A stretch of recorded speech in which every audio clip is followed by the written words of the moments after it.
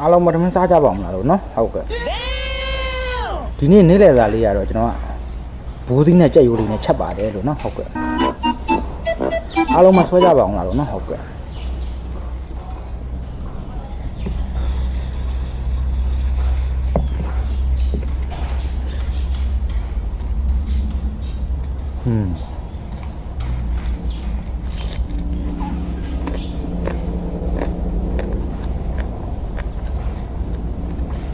ဒ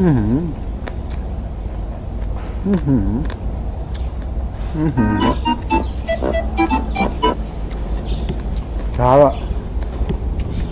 ဇလုံးရွက်ဟင်းလို့လို့နော်ဟုတ်ကဲ့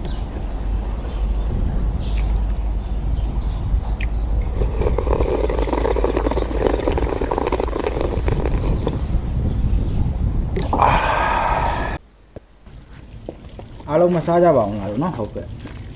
ဒီနေ့နေ့လည်စာကတော့ကျွန်တော်ကကြာစံကြီးလေးတောက်ပါတယ်လို့နော်ဟုတ်ကဲ့